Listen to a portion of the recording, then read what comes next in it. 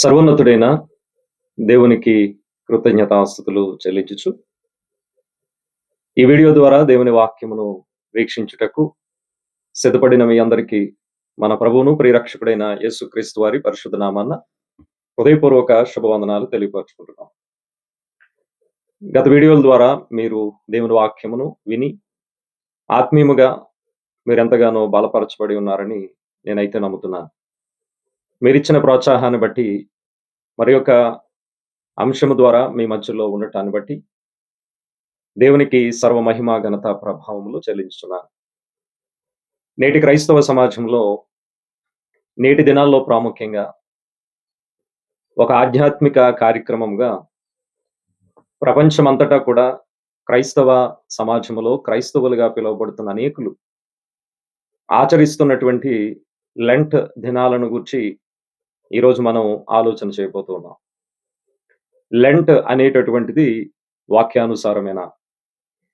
అసలు లెంట్ అంటే ఏమిటి అనేటటువంటి సంగతులు ఈ వీడియో ద్వారా మీ ముందు ఉంచాలని ఆశపడుతున్నాను. వాస్తవంగా లెంట్ అనేటటువంటి మాట బైబిల్‌లో మనకెక్కడా కూడా కనబడదు. కానీ క్రైస్తవ సమాజంలోకి వచ్చినటువంటి ఈ మాట లేదా ఈ కార్యక్రమాన్ని చేసేవారు ఏ ఉద్దేశాన్ని కలిగి వారు చేస్తున్నారు అని మనం ఆలోచన చేస్తే, యేసుక్రీస్తు వారి యొక్క జీవితాన్ని వారు ఆదర్శంగా తీసుకొని, ఆయన శ్రమల కాలాన్ని ఈ విధంగా వారు పురస్కరించుకుంటూ, యేసు ప్రభు యొక్క శిలువ శ్రమలను ధ్యానిస్తూ,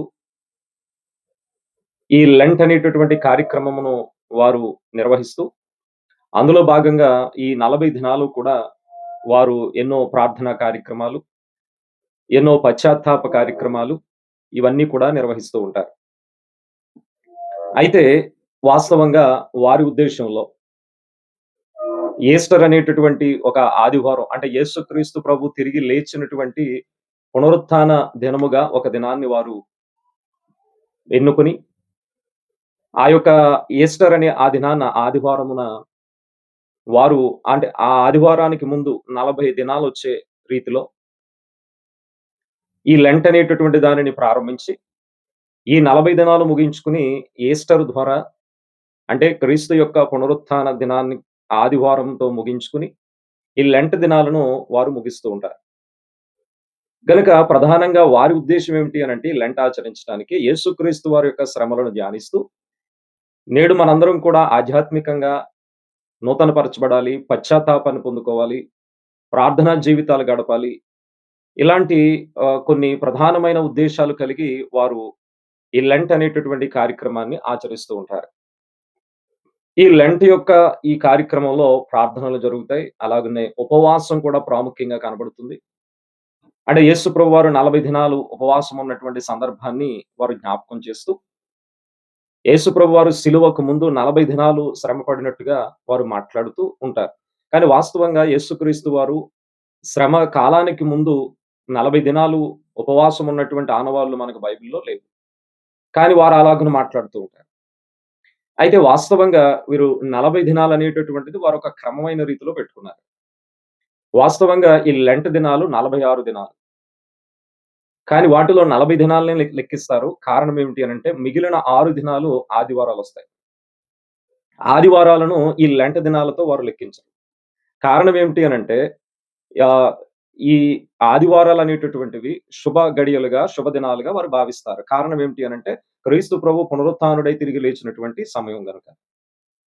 అందువలన ఆ 6 దినాలు వాటిని తీసి మిగిలిన 40 దినాలను దుఃఖ దినాలుగా, శ్రమ దినాలుగా వారు ఆచరిస్తూ ఈ యొక్క లెంట్ అనేటటువంటి కార్యక్రమాలను వారు చేస్తూ ఉంటారు. వాస్తవంగా ఈ లెంట్ అనేటటువంటి మాట లెన్స్టన్ అనేటటువంటి మాట నుంచి వచ్చింది. దీని అర్థం ఏమిటి అనంటే వసంత కాలము అంటే ఇదొక సీజన్‌ని చూపించేటటువంటి మాట. దానినే వీరు లెంట్ దినాలుగా కూడా పురస్కరించుకొని వాటిని ముందుకు తీసుకొనొచ్చారు. వాస్తవంగా ఈ లెంట్ ఈస్టర్‌తో ముగించబడుతుంది.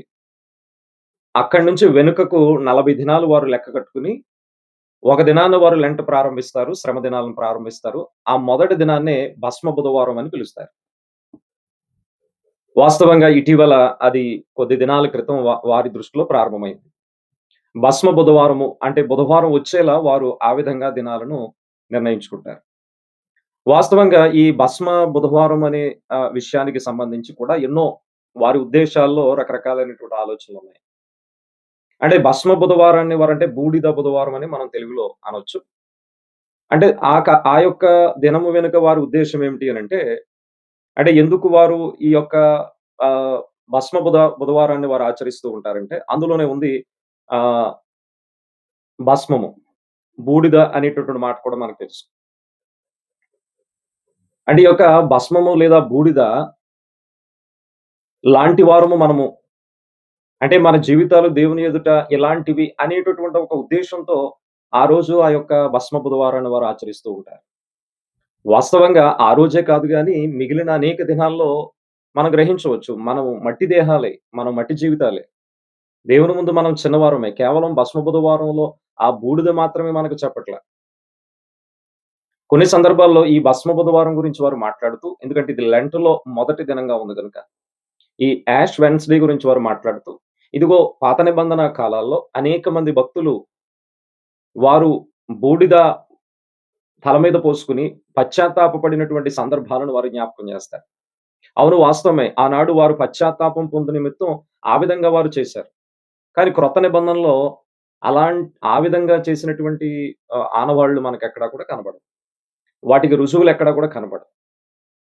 ఈరోజు పశ్చాత్తాపం ఆ విధంగా కాదు గానీ, క్రీస్తు ద్వారా ఆయన యందు విశ్వాసం ఉంచుట ద్వారా, ఆయన ఎదుట మన పాపములను ఒప్పుకొనుట ద్వారా, ఆయనే మనల్ని క్షమిస్తూ ఉన్నాడు.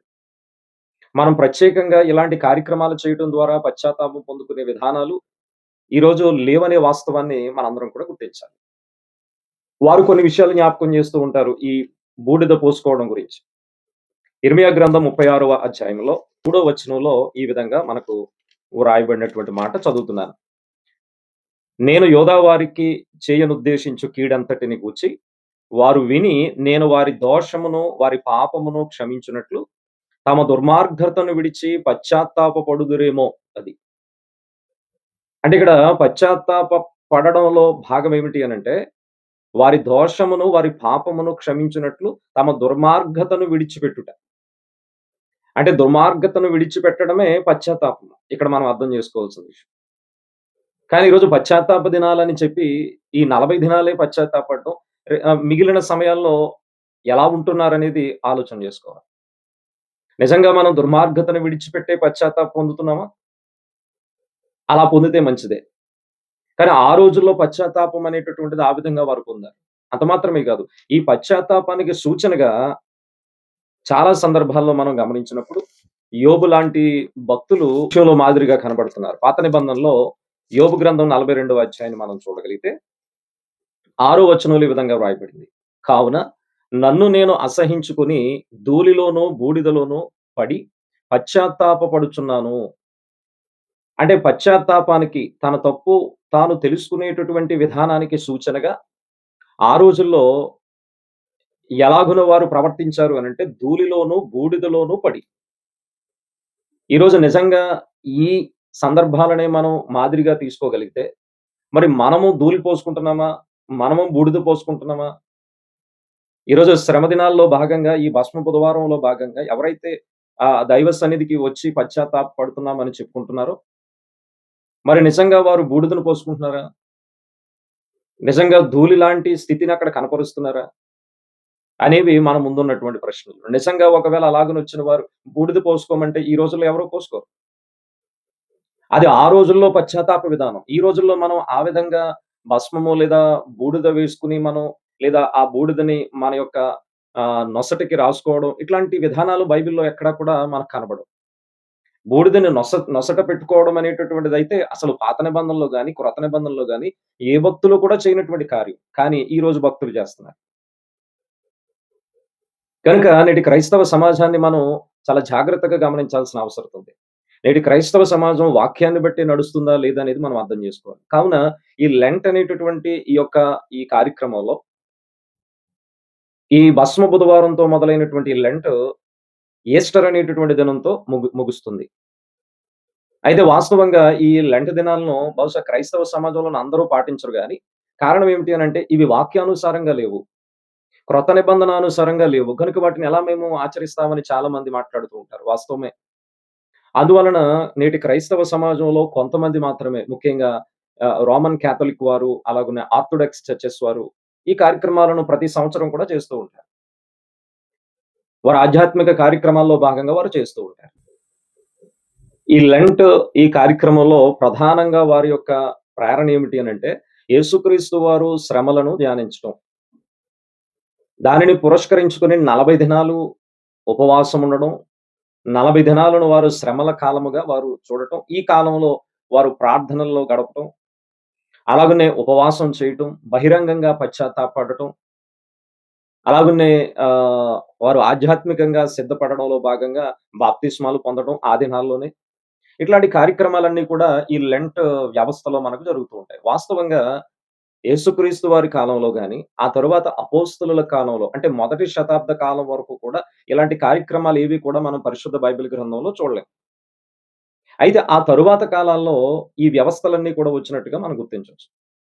వాస్తవంగా ఈ లెంటను ఆచరించేవారు నేడు చేస్తున్నట్టు ఆనాడు చేయలేదు. మొదట్లో వారు ఉపవాసం ఉండడం, ప్రార్థనలు చేసుకోవడం, ఏదో పశ్చాత్తాప దినాలుగా వారు ప్రకటించుకోవడం చేసేవారు గానీ, శతాబ్దాలు గడిచే కొలది కూడా రెండవ శతాబ్దం, మూడవ శతాబ్దం ఇలాగున శతాబ్దాలు గడిచే కొలది కూడా ఒక్కొక్కటి చేర్చుకుంటూ వెళ్లారు ఈ 40 దినాల్లో. అలాగున వచ్చినటువంటిదే ఇదిగో మొదటి దినం భస్మ బుధవారం అని చెప్పి, ఇలాగున వారు వాటిని పెట్టడం జరిగింది.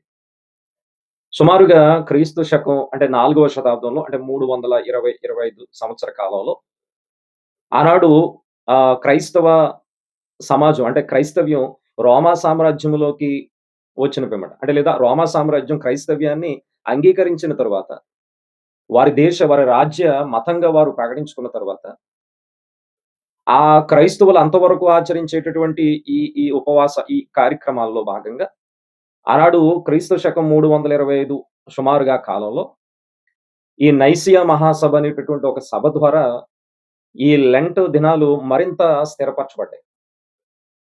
వాస్తవంగా అప్పటి వరకు యేసుక్రీస్తు శ్రమ దినాలను ఒక రకంగా చేసేవారట. కానీ ఎప్పుడైతే ఈ నైసియా సభ ద్వారా ఈ లెంట దినాలు స్థిరపరచబడ్డాయో, అప్పటినుంచి ఖచ్చితంగా 40 దినాలు పెట్టుకొని, అందులో మొదటి దినంగా భస్మ బుధవారం పెట్టుకొని, 6 దినాలు 6 ఆదివారాలు పక్కకు పెట్టి, మిగిలిన దినాలు 40 వచ్చేలా వారు లెక్క కట్టుకొని, ఈ లెంట దినాలను ఆచరించినటువంటి చరిత్ర మనకు చరిత్రలో మనం చూడగలం. అయితే రాను రాను ఇలాగున ఎన్నో మార్పులన్నమాట. వాస్తవంగా ఈ భస్మ బుధవారం అనేది కూడా 6వ శతాబ్దంలో మనం చూస్తూ ఉంటాం. అంతకుముందు లేదు. అంటే ఇవన్నీ ఒక్కసారి మనం ఆలోచన చేస్తే ఏదైతే లెంట్ దినాలని వారు ఉపవాసం ఉండడం గాని, ఉపవాసం గురించి కూడా నేను ఎన్నో పాఠాలు మీ మధ్యలో చెప్పాను. వాస్తవంగా లెంట దినాల్లోనే ఉపవాసం ఉండడం అనేటటువంటిది కాదు గానీ, మనం ఎప్పుడైనా ఉపవాసం ఉండే అవకాశాన్ని దేవుడు మనకిచ్చాడు. గనుక ఈ లెంట దినాల్లో జరిగేవి ఒకవేళ ఆధ్యాత్మికంగా మేలు అని మనం అనుకోవచ్చు గానీ, కేవలం ప్రార్థన ఆ 40 దినాల్లోనేనా మనం చేసేది కాదు గదా! ఎల్లప్పుడూ ప్రార్థన చేసే అవకాశం దేవుడు మనకిచ్చాడు. పశ్చాత్తాపడడం కేవలం ఆ 40 దినాల్లోనే పశ్చాత్తాపడడమా? మన జీవిత కాలంలో మనం ఎన్ని అపరాధాలు చేయట్లేదు. ప్రతి దినము కూడా మనం చేసిన అపరాధములను బట్టి మనం దేవుని ఎదుట పశ్చాత్తాపపడవలసిందే. అంటే ఈరోజు భక్తిని సీజనల్‌గా, సీజనల్‌గా ఈ లెంట్ సీజన్‌కి భక్తిని అడాప్ట్ చేయటం. అలా కాకుండా ప్రభు మనకు నేర్పించింది ఎల్లప్పుడూ మనం ప్రభు ఎదుట ఆయనను క్షమించమని మనం ప్రార్థనలో గడపాల్సిందే. ప్రతి దినము కూడా మనం ఆయన ఎదుట పశ్చాత్తాపపడాల్సిందే. కేవలం 40 లెంట్ దినాలలో మాత్రమే కాదు. అంత మాత్రమే కాదండి. ఈ 40 దినాలు ఈ లెంట దినాల్లో వారు కొన్ని శరీర సంబంధమైన నియమాలు కూడా పాటిస్తారట. మాంసాహారం భుజించకుండా ఉండడం, అలాగనే తక్కువ భోజనం తినడం అంటే ఉపవాసానికి సూచనగా. ఇలాంటివెన్నో చేస్తూ ఉంటారు. అంటే లోక సంబంధమైనటువంటి కొన్ని ఆచారాలు కూడా అందులో పట్టుకొచ్చి పెట్టారు. అంటే ఈరోజు లెంటను మనం గమనిస్తున్నప్పుడు ఇటు వాక్యానికి అది సరిపోవడం లేదు. దానిని యేసుప్రభు ఏమైనా ఆయన చేయమని చెప్పాడా? లేదే. లేదా అపోస్తలులేమైనా పరిశుద్ధాత్మ ద్వారా అపోస్తలులేమైనా వాటిని ధృవీకరించారా? లేదే. వాస్తవంగా శ్రమకు అంటే శిలువ మరణానికి వెళ్ళే ముందు యేసుప్రభు ఎక్కడైనా 40 దినాలు శ్రమలు అనుభవించాడా? ఆయన బ్రతికున్నప్పుడు ఆయన మొట్టమొదటి కాలంలోనే ఆయన 40 దినాలు ఉపవాసం చేశాడు. పోనీ ఆయనేమైనా మనల్ని చేయమని చెప్పాడా? అందువలన ఈ లెంట దినాలనేటటువంటివి వాక్యానికి సుదూరంగా ఉన్నాయనేది మనం గమనించాలి. ఒకవేళ అందులో కొన్ని మంచి విషయాలుండొచ్చు. చాలామంది అంటూ ఉంటారు. ఆహ్, ఏదైతేనేమండి మొత్తం మీద ప్రార్థనలో గడుపుతున్నారు గదా! ఏదైతేనేమండి వారేదో కార్యక్రమాలు జేస్తున్నారు కదా! కానీ మనం ఎప్పుడు జ్ఞాపకం ఉంచుకోవాలి. మనం చేసే భక్తి అంతా కూడా దేవుని వాక్యానికి సరిపోయేదిగా ఉండాలనేటటువంటిది ఇక్కడ ప్రేమతో మీకు నేను తెలియపరుస్తున్నటువంటి విషయం. కనుక ఈ శరీర సంబంధమైనటువంటి నియమాలను కొన్నింటిని మనం మానటం వలన మన భక్తి యథార్థమైన భక్తిగా కాదు. మనం తినేది దేవుని మహిమ కొరకు తినమని వాక్యము సెలవిస్తుంది. గనుక ఈ లెంట దినాలనేటటువంటివి యేసు ప్రభువారు బోధల్లో గాని, అపోస్తలుల యొక్క బోధల్లో గాని, మొదటి శతాబ్దపు సంఘము ఎక్కడ కూడా వీటిని గూర్చినటువంటి మాదిరి మనకు చూపించలేదు. ఇవి కేవలం ఆ తరువాత కాలాల్లో వచ్చినటువంటి కొన్ని క్రైస్తవ సంఘాలు పెట్టుకున్నటువంటి నియమాలే తప్ప, దేవుని ఆజ్ఞగా ఎక్కడా కూడా క్రొత్త నిబంధనలో ఈ విధమైనటువంటి విధానాలు లేవు. ఒకవేళ ఉపవాసం చేసుకోవాలి అనంటే, దానికి ప్రభువైన యేసుక్రీస్తు ఒక మోడల్ ఇచ్చాడు. అది ఎప్పుడైనా నీ వ్యక్తిగతంగా జేసుకోవచ్చు. ఒకవేళ ప్రార్థన ఈ 40 దినాల్లోనే కాదు. ఎల్లప్పుడూ కూడా నువ్వు దేవునికి మొరపెట్టుకునే అవకాశం మహాదేవుడు మనకిచ్చాడు ప్రార్థన ద్వారా. అలాగనే పశ్చాత్తాపానికి సంబంధించి దేవుని ఎదుట మనం ఎల్లప్పుడూ కూడా మనం చేసిన తప్పిదాలను బట్టి ఆయన ఎదుట మన పాపములను ఒప్పుకొని పశ్చాత్తాపం పొందేటటువంటి సమయం ఎల్లప్పుడూ దేవుడు మనకిచ్చాడు. అందుకే మరణం వరకు నమ్మకంగా ఉండమని దేవుని వాక్యం మనకు సెలవిస్తుంది. అలాగుననే ఈ యొక్క కొంతమంది అంటే ఈ ఈ ఉపవాస అంటే ఈ 40 శ్రమ దినాల్లో భాగంగానే కొంతమంది దానం కూడా చేస్తూ ఉంటారు. సత్క్రియలు కూడా చేస్తూ ఉంటారట. వాస్తవంగా క్రైస్తవుడు నిత్యము సత్క్రియలు చేసేవాడుగా ఉన్నాడు. కనుక మిమ్మల్ని కోరుతున్నాను, గ్రహించమని కోరుతున్నాను. ఇవన్నీ ఒకవేళ భక్తిపూర్వకంగా మనకు కనపడొచ్చు. కానీ ఈరోజు నేను చెప్పే ఒక ముఖ్యమైన సందేశం ఏమిటి అనంటే, ఈ భక్తిని సీజనల్‌గా మార్చకండి. లెంట్ అనేటటువంటి ఏదో వాక్యానుసారము లేదా వాక్యములో లేనటువంటి పదాలను తీసుకొచ్చి ఈ కార్యక్రమాలను పెట్టడం వాక్యానుసారం కాదని నేను నమ్ముతున్నాను. నిరంతరం ప్రార్థన చేసుకునేవారుగా ఉందాం.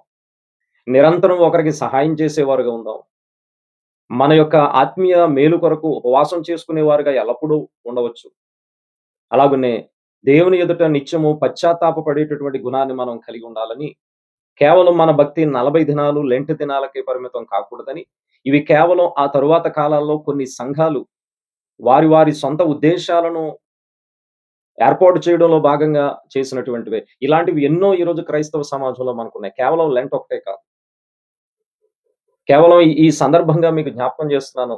ఈ లెంట్ అనేటటువంటిది క్రొత్త నిబంధన అనుసారంగా జరిగేది కాదు. యేసుక్రీస్తు శ్రమల విషయంలో మనం జ్ఞాపకం చేసుకోవాల్సిందేంటి అనంటే, ఆయన లాంటి శ్రమలు మనం అనుభవించలేం. ఆయనలా మనం ఉపవాసం చేయలేము గానీ, ఉపవాసాన్ని మాదిరిగా తీసుకొని, మనం మన వ్యక్తిగతమైనటువంటి ఆత్మీయ మేలు కొరకు, జీవితం కొరకు మనం ఉపవాసం చేద్దాం. కానీ యేసు ప్రభు 40 దినాలు చేశాడని మనం చేయమని ఎక్కడ చెప్పలేదు. ఒకవేళ చేద్దామని అనుకున్న అంత శక్తి సామర్థ్యాలు మనకు లేవు. ఇది ఆలోచన చేయమని కోరుకున్నాను. గనుక ఇవన్నీ కూడా మనం ఆలోచన చేసినప్పుడు, యేసు ప్రభు కల్వరి శిలువలో ఆయన శ్రమ కేవలం 40 దినాలేనా? కాదండి. ప్రతి ఆదివారం మనం ప్రభురాత్రి భోజన కార్యక్రమం చేస్తున్నప్పుడు, ప్రతి ఆదివారం మనకు జ్ఞాపకం రావాలి నా ప్రభు నా కొరకు సిలువలో బలియాగమయ్యాడు. ఆయన రక్తధారల చేత నన్ను కడిగి శుభ్రపరిచాడని ప్రతి ఆదివారం నీ కళ్ళ ముందుకు ఆ కార్యక్రమం వస్తుంది. ఈరోజు ఈ లెంట్ పాటించేవారు గాని, ఈ 40 దినాలు ఆచరించేవారు గాని, ప్రతి వారము కూడా ప్రభురాత్రి భోజనాన్ని ఆచరించేవారు కాదు అని నాకు తెలుసు. అందువల్లనే సంవత్సరానికి ఒకసారి ఇలా చేస్తూ ఉంటారు. సంవత్సరానికి ఒకసారి ఆ ఈస్టర్ రోజున మాత్రమే ప్రభు వల్ల తీసుకుంటూ ఉంటారు.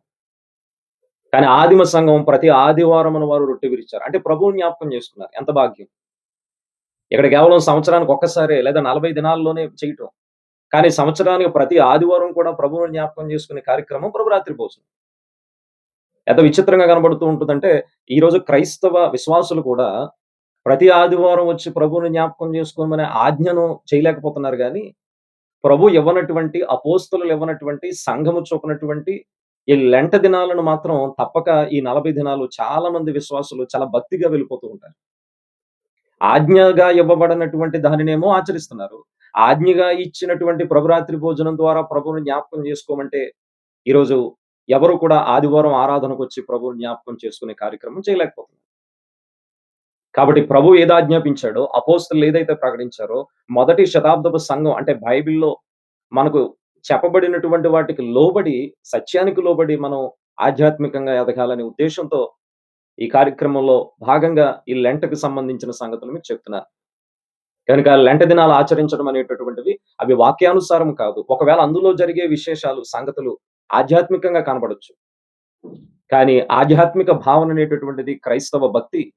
అది సీజనల్‌గా జరిగేది కాదు. ప్రతి దినము ఎల్లప్పుడూ మనం దేవుని ఎదుట చేసుకునే భక్తని మీకు తెలియపరుస్తూ, ఈ లెంట దినాలనేటటువంటివి ఒకవేళ మనం ఆచరించేవారుగా ఉందామా? వాక్యాన్ని గౌరవించి ఎల్లప్పుడూ దేవునికి ప్రార్థన చేసేవారుగా ఉందామా? ఎల్లప్పుడూ పశ్చాత్తాపపడేవారుగా ఉందామా? ఎల్లప్పుడూ సత్క్రియలు చేసేవారుగా ఉందామా? అలాగనే ఎల్లప్పుడూ ఉపవాసం ఉండి మన భక్తి జీవితాన్ని కాపాడుకునేవారుగా ఉందామా? ఆలోచన చేయమని కోరుతున్నాను. ఈ వాస్తవాలను మీరందరూ గుర్తించాలని. ఒకవేళ చెప్పబడిన సంగతిలో మీకేవైనా ఇంకా అర్థం కాని విషయాలుంటే తప్పక కామెంట్ రూపంలో మాకు తెలియపరచండి.